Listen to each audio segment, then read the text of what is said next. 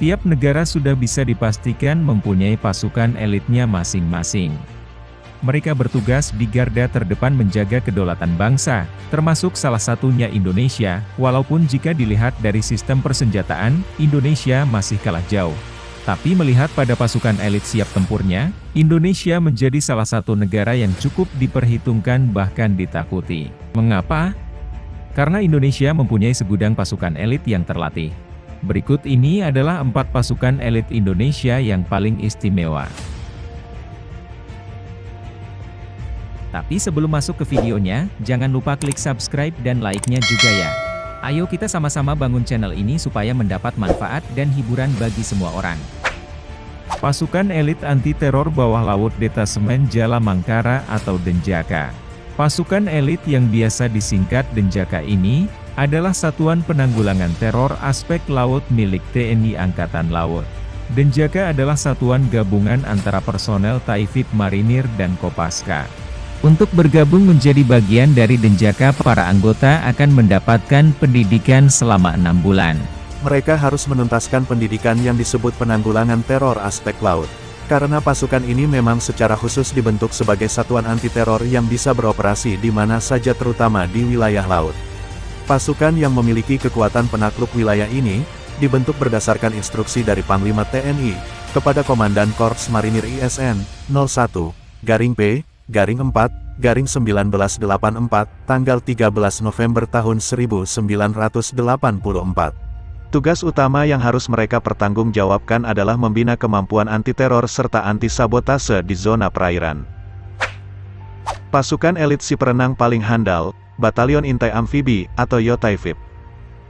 Pasukan elit selanjutnya adalah Batalion Intai Amfibi atau yang biasa disingkat Yotaifib. Pasukan ini merupakan satuan elit dalam Korps Marinir. Sebelumnya Yotaifib juga dikenal dengan nama Komando Intai Para Amfibi atau KIPAM. Agar bisa menjadi anggota pasukan elit ini, para calon anggota akan diseleksi dengan sangat ketat. Mereka mendapatkan tes dari berbagai aspek, baik fisik, kesehatan, mental, dan juga harus berdinas aktif selama 2 tahun minimal. Sedangkan program latihan yang benar-benar akan digenjot adalah berenang dalam kondisi tangan dan kaki terikat, sejauh 3 km. Karena sudah sangat jelas katak amfibi, akan mengingatkan pada katak yang bisa hidup di 2 tempat yaitu darat dan air. Begitupun dengan pasukan Yontai 5, mereka harus mempunyai kekuatan hidup di dalam air layaknya seperti katak.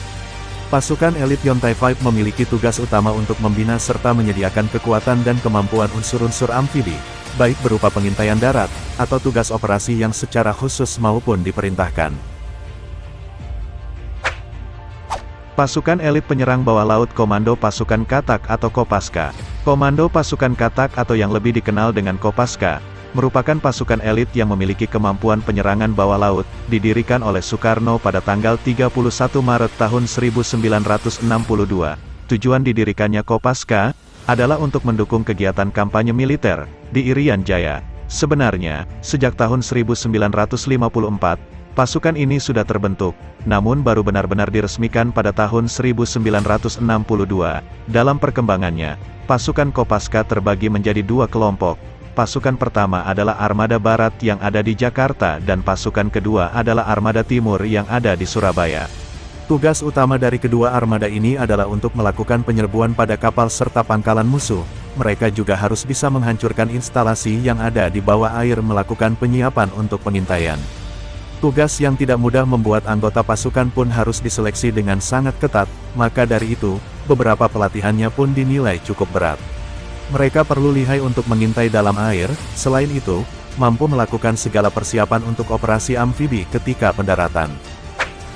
Pasukan elit ahli penyamaran tanpa jejak, Komando Pasukan Khusus atau Kopassus.